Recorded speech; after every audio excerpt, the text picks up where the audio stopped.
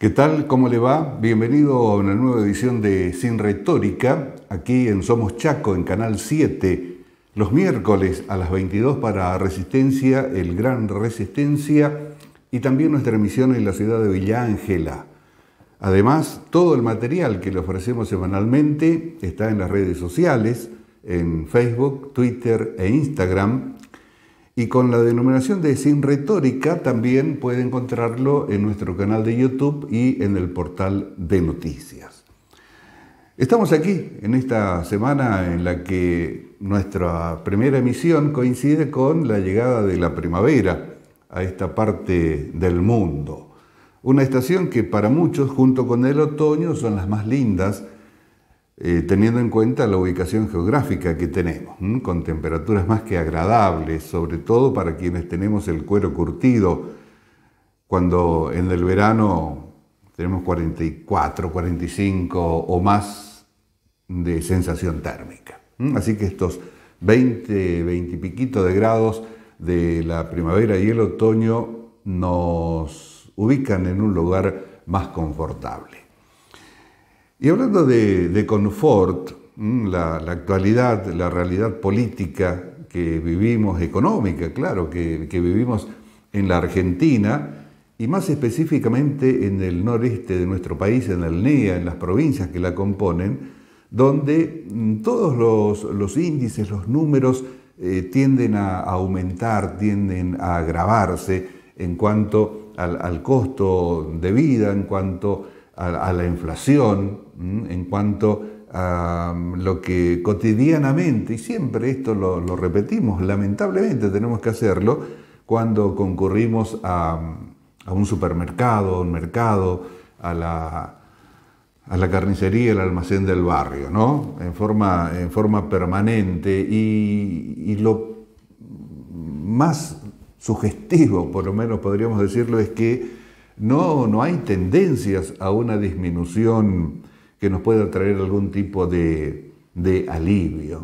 Entre 6 y 7% mensual de inflación, con una estimación del más del 100% interanual, llama la atención no solamente a muchos países del mundo, sino también a aquellos que con algunas generaciones encima vivimos momentos que fueron más graves que este, y estamos hablando de la hiperinflación en la época de Alfonsín, inclusive en el comienzo del gobierno del doctor Menem. Pero han pasado tantos años, el próximo se cumplirán 40 de la llegada de la democracia en 1983. ¿Y qué se ha hecho? Seguramente muchísimo, pero también no alcanza como para que aquellas generaciones de quienes tenían 20 años en aquel momento, más o menos, pueda decir, cuando tenga 60 tal vez estemos un poco mejor.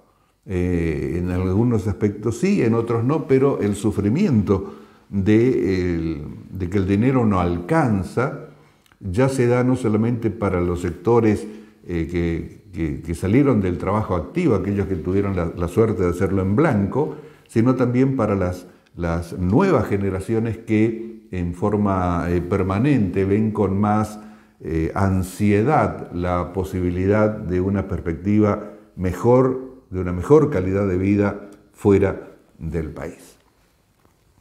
Lamentablemente pasa, muchos no quieren verlo, muchos no lo reflejan, pero lamentablemente está sucediendo. Como también la continuidad de un tema que viene desde hace 15 años más o menos con mucha fuerza, con mucho énfasis, no porque no haya ocurrido antes y de peor manera, sino que se dio y se acrecentó con el atentado a la vida de la vicepresidenta Cristina Fernández de Kirchner. Y nos estamos refiriendo a los mensajes de odio, de los que hoy tanto se habla. Y las partes en pugna, podríamos simplificarlo en dos polos, se tiran acusaciones en forma permanente. No porque ustedes llevaron la guillotina, no porque ustedes mostraron carteles con fotos de periodistas en Plaza de Mayo, no porque ustedes siempre es justificar la acción propia o la mala acción propia en función de la mala acción ya no podríamos decir oponente político, porque en muchos aspectos se habla o se los trata como el enemigo político, el que tiende a desaparecer o que tendría que desaparecer como para que nosotros, los de este lado, los que tenemos la razón, los que tenemos la verdad, podamos llevar adelante a una sociedad que está harta de esas confrontaciones. Todo esto es nada más que un metaverso que permanentemente se trata de imponer, pero no solamente en el decir, sino también en el hacer. Y a partir justamente del atentado a la vida o contra la vida de Cristina Fernández de Kirchner, un sector de ese sector, el más duro, el de, podríamos denominar paladar negro o el núcleo duro, salió a pedir, a decir, necesitamos una nueva ley de servicios de comunicación audiovisual, que se ponga en vigencia la que derogó el anterior gobierno.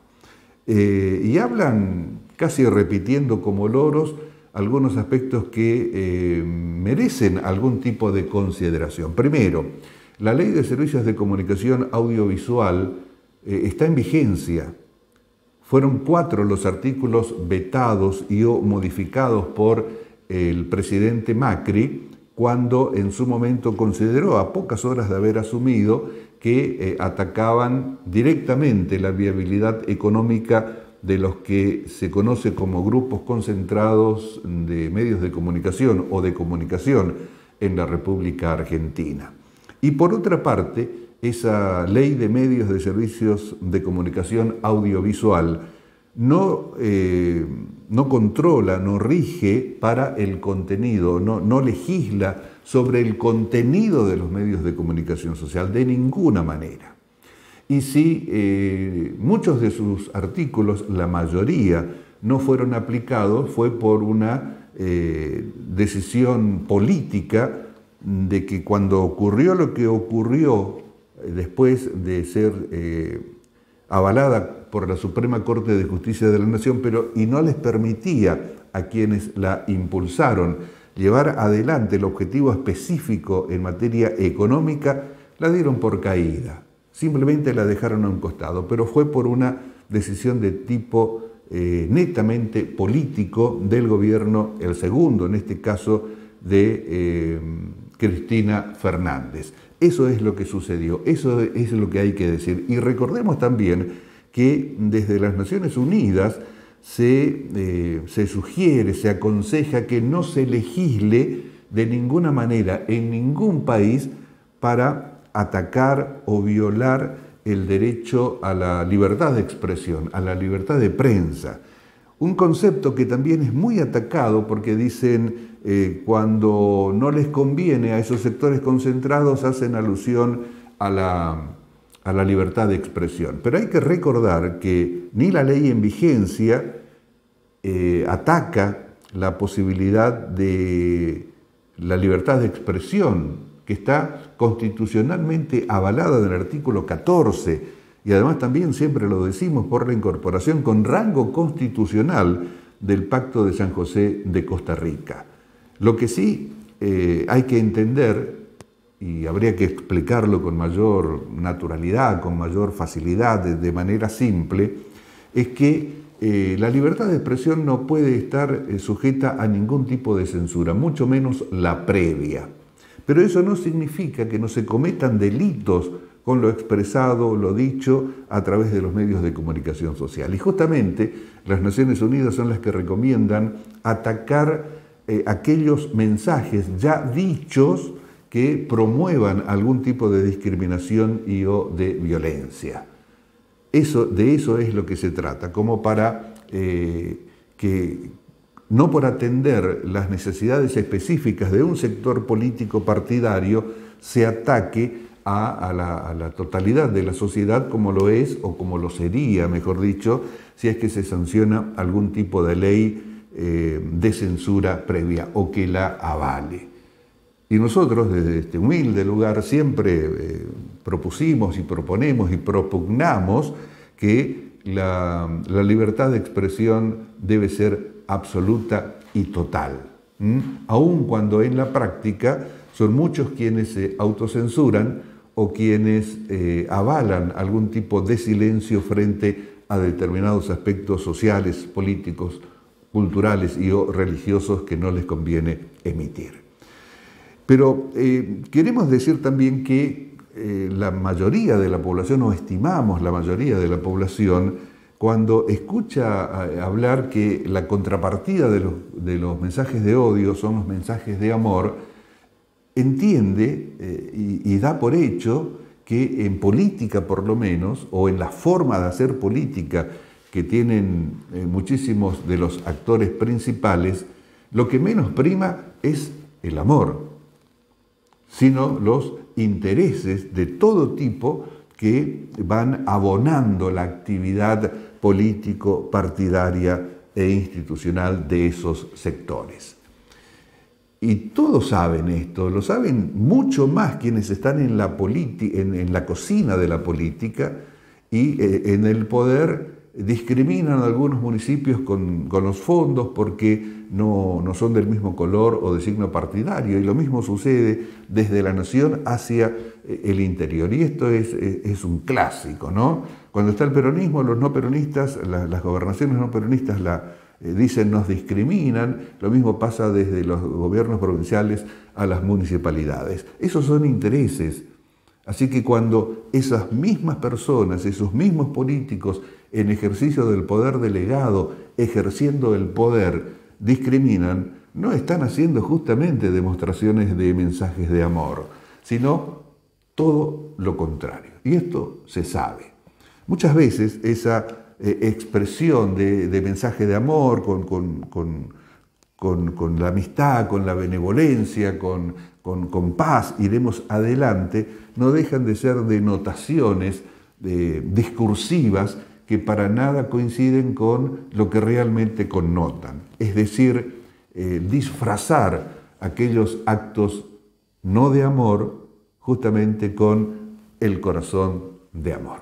Esto sucede, esto lo sabe la gente y ojalá que alguna vez pueda cambiar, pueda modificarse, pero lamentamos decir que por lo menos de este lugar no somos somos más escépticos que sabedores de que va a suceder algo con más optimismo.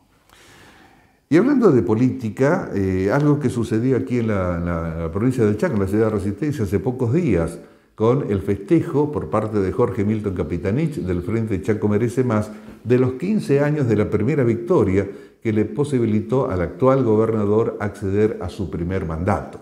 Estamos hablando del 2007, aquí tenemos estas imágenes cuando era casi impensado para la mayoría de la población que le ganase a un muy fuerte radicalismo que estaba haciendo pie desde hace 2 o 3 periodos anteriores en la gobernación de la provincia. Lo cierto es que ganó Jorge Milton Capitanich, acompañado en la fórmula por Juan Carlos Vasilev Ivanov, quien a raíz de este festejo, hace pocos días, lamentó a través de las redes sociales que no fuera invitado a esos festejos cuando realmente dijo fui uno de los hacedores de aquel triunfo que permitió al peronismo volver al poder.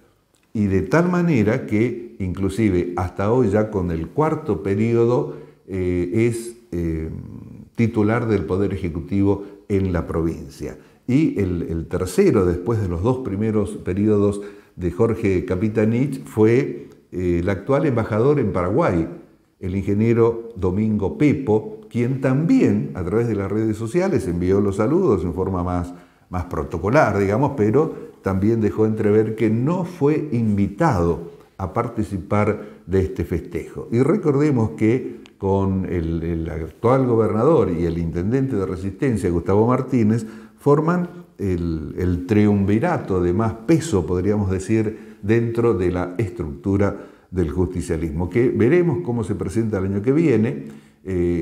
Capitanich ya dijo que irá que quiere ir por un 4º mandato. Y todo esto también con un mapa de la oposición, léase radicalismo, en el que los aspectos de amor no son justamente los que priman, sino los intereses que naturalmente existen en cada formación política. Es lo que queríamos decir respecto de aquello de los mensajes de amor, de estar todos bien, somos todos bonitos, besos, besitos, mariposas y pajaritos, pero en definitiva, a Dios rogando y con el mazo dando. Otro aspecto que también queremos retomar hoy aquí en Sin Retórica es el de recordación de los 40 años de la creación de la carrera de Comunicación Social de la UNE. En 1982, un gran periodista correntino, Juan Manuel Lubari, tuvo la iniciativa de crearla, cuando en esos momentos hablar de una, por lo menos en nuestra zona, capacitación profesional para los medios de comunicación en cuanto a recurso humano no era muy común. Juan Manuel Lubari lo creía, tanto es así que primero se creó la tecnicatura, posteriormente la licenciatura, y con la lucha de mucha gente, de muchos estudiantes, alumnos, profesores y profesoras, se concretó que constituya una de las carreras que brindó y brinda material y recurso humano capacitado y profesional, no solamente a medios de comunicación de todo el NEA, sino a diferentes organismos del Estado provincial y o municipal. En cada uno de ellos, uno hoy tiene la posibilidad de encontrarse con un egresado de la carrera, o por lo menos que haya cursado materias en la misma. Hoy, la carrera es un departamento de la Facultad de Humanidades de la UNE, y uno de sus últimos logros es la constitución de un instituto de investigación en comunicación social. Somos producto de esa carrera, de esos profesores y profesoras que tuvimos, y vaya nuestro deseo de muchos años más siempre en pos de la excelencia en esta materia. Hoy que tanto se habla de comunicación social y aparecen comunicadoras, entre comillas, y comunicadores de todo tipo, muchos de ellos sin tener esa capacitación que creemos es fundamental. ¿Por qué? Porque inclusive hoy existen quienes todavía consideran que hacerlo en forma sistemática, en forma metódica, con una metodología determinada, entender y aprender la comunicación no es necesario, indica. Nosotros, al contrario, pensamos que sí, y vaya nuestra felicitación por estos 40 años de la carrera. Otro aspecto que también aquí en la ciudad de Resistencia tuvo mucha repercusión fue el de la médica, la doctora, en el Hospital Julio Perrando de Resistencia, quien fue filmada haciendo tareas de reanimación o trabajo de reanimación a un paciente, y se reía y estaba como en un ámbito festivo. Esa filmación trascendió, fue apartada del cargo, y hubieron expresiones a favor y en contra de la misma. Sin poder dar más detalles, y ojalá que en próximos programas podamos hacerlo, nosotros para tratar este tema recurrimos a un material que está en internet. Son de médicos españoles quienes contestan, entre otros aspectos, cuáles son las cualidades y los requerimientos que debe tener un profesional de la salud, en este caso un médico o una médica. Que sea amable, que te trate bien, que te deje hablar y explicar lo que necesitas, lo cual es bastante difícil. Necesitamos cultivar la empatía. Una empatía que no es padecer lo mismo que el enfermo desde el mismo punto de vista del enfermo, no. Es la empatía del testigo. Acercarse poco a poco e ir ganando la interrelación, la confianza, es decir, es que esto es un diálogo en último término el que tiene que tener el médico, a mí me parece, con el paciente. O sea, ni ir como gran amigo desde el principio, ni ir asustándole. Eso, el contrapunto ahora del Dr. House, con ese famoso dilema que él plantea, ¿usted prefiere que le cure mientras le desprecio o que le coja la mano mientras usted se muere. Pues son dilemas falsos. Entonces yo lo que intento transmitir a los estudiantes de medicina y de enfermería, porque es una cosa que afecta a todas las profesiones sanitarias, ese tipo de actitud, es que generalmente el médico que no es humano es malo. Oye, también hay que preguntarle a un paciente qué ha sentido cuando le han hecho un escáner, una laparoscopia o le han hecho cualquier técnica invasiva. Porque tenemos una idea muy clara de lo que nosotros vemos en la placa o en el TAC o en la resonancia o en el Doppler, pero yo creo que es muy importante entender qué es lo que ha sentido al que le han hecho el Doppler, ¿no? En un hospital es un sitio donde vas a enseñar el culo, ¿no? Que es así, ¿no? Y te pone, y usted pone, ya te sé por aquí, por allá, es decir, eso que llamamos la imagen de uno, pues viene un poco abajo, con lo cual el trato debía de ser, suele ser, pero debe ser muy exquisito. Los nuevos profesionales del siglo XXI tendrán que recuperar la idea de que el paciente es el que da sentido a su quehacer. Y decíamos en el inicio del programa que estamos en el mes de septiembre, la llegada de la primavera, que está asociada, entre otras cosas, al amor y a la juventud.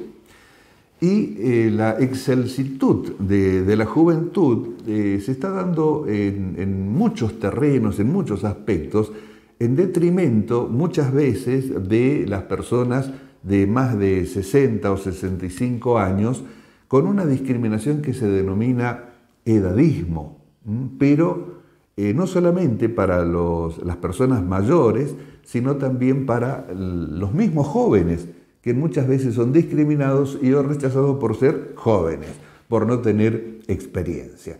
Sobre este tema, porque creemos muy importante y porque sucede en nuestra sociedad, le presentamos el siguiente material.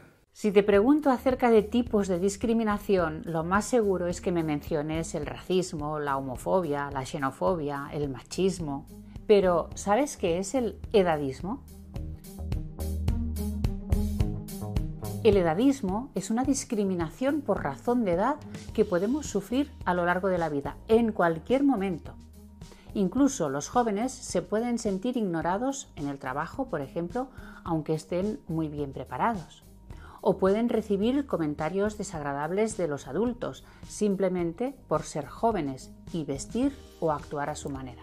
Pero las características de nuestra sociedad, que valora en extremo la juventud, la belleza, la velocidad, la novedad, hace que las personas que más sufren esta discriminación sean las personas mayores.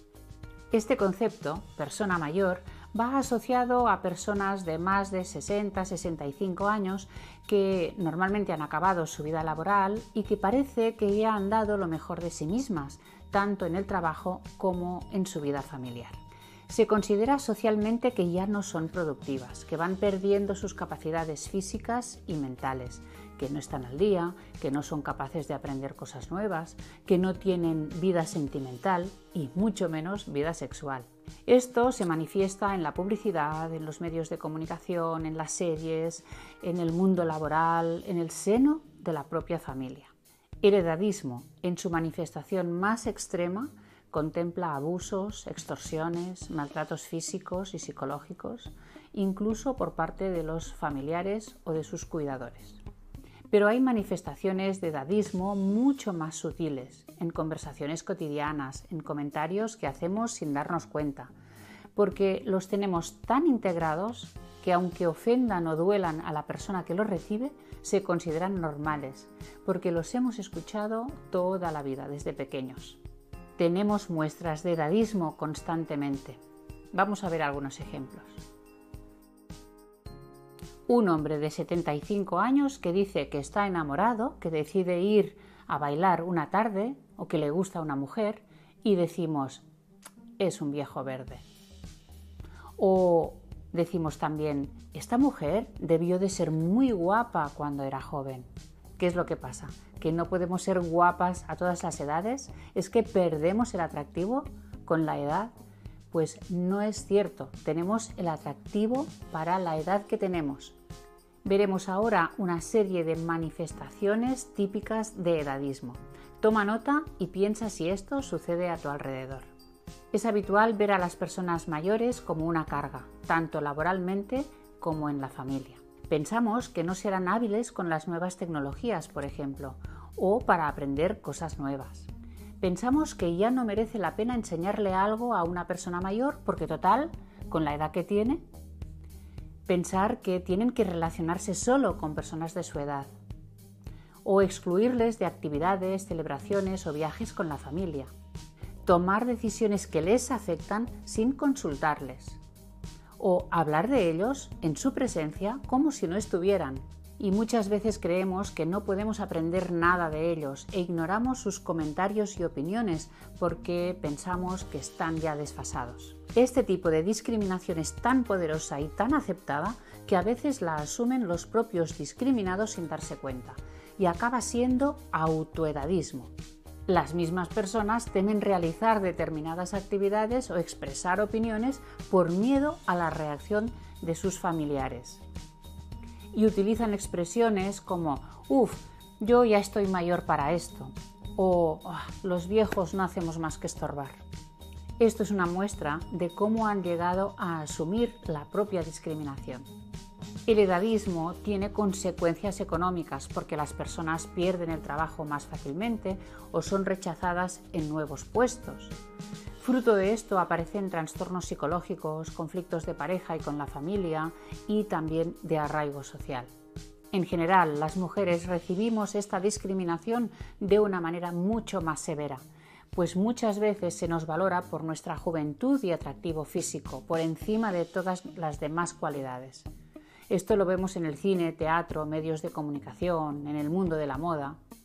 Y es conocida la frase de que un hombre madura mientras que una mujer envejece. Aunque cada vez tenemos más conciencia de este tipo de discriminación y muchas grandes marcas han empezado a contratar modelos mayores o a hacer una publicidad inclusiva, tenemos mucho que hacer todavía, especialmente en el mundo de la empresa y en la sociedad en general. ¿Qué podemos hacer cada uno de nosotros de manera concreta y desde hoy mismo? En primer lugar, hablemos con propiedad. No llamaremos abuelo o abuela a una persona solo porque la vemos mayor. La forma de llamarla o de dirigirnos a esta persona es señor o señora, o por su nombre si la conocemos, pero probablemente ni siquiera sabemos si tiene nietos. Tampoco utilizaremos la expresión nuestros mayores cuando hablamos de los adultos mayores. Este calificativo de nuestros es paternalista y condescendiente. ¿Qué podemos hacer en casa, en nuestra propia familia? Mantener una relación lo más frecuente posible entre generaciones, entre abuelos y nietos, por ejemplo. En general, entre los miembros de todas las edades. Si los abuelos no viven en casa, hay que visitarles con toda la frecuencia posible y contar con ellos para celebraciones, actividades, viajes, vacaciones. La soledad es una de las plagas más devastadoras en las sociedades modernas y afecta, sobre todo, a las personas mayores. Resulta muy egoísta por parte de algunas familias explotar a los abuelos para que hagan de niñeras de los más pequeños y después no contar con ellos para otras cosas. Se sienten realmente explotados. Nunca hay que presuponer que alguien no es capaz de aprender algo nuevo o de entender algo a causa de la edad que tiene. En las fiestas, comidas, sobremesas y cualquier momento del día tenemos que integrar a todo el mundo en la conversación, tanto a los más jóvenes como a los más mayores. Unos aprenden de otros. Imagina, por ejemplo, una cena o una comida de Navidad. Se habla de nuevas aplicaciones, teleseries de moda, de compras por internet, de inventos tecnológicos o de trabajos muy especializados que no existían hace una década. Entonces, estas personas más mayores de la mesa piensan que están desfasadas, no intervienen en la conversación y acaban por rendirse porque no entienden de lo que se habla. Llegan a desconectar mentalmente, se quedan calladas y como ausentes, y esto favorece que los demás miembros de la familia no las tengan en cuenta y que las vean como incapaces de entender y participar en la conversación. Pues hay que romper este círculo, porque las cosas se pueden explicar muy bien, se pueden mostrar fotos, se puede ser más didáctico, se puede hacer partícipe a todo el mundo del tema del que estamos hablando. No debemos reírnos o burlarnos de las opiniones o intervenciones de nadie, tenga la edad que tenga. Tenemos que aceptar siempre las opiniones con respeto e interesarnos por los argumentos y las experiencias de los demás. Después de una muy breve pausa y en el próximo bloque de Sin Retórica tendremos una entrevista que ya hemos conseguido con el subsecretario de Industria y Comercio de la Municipalidad de la Ciudad de Resistencia, el doctor Sergio Vallejos.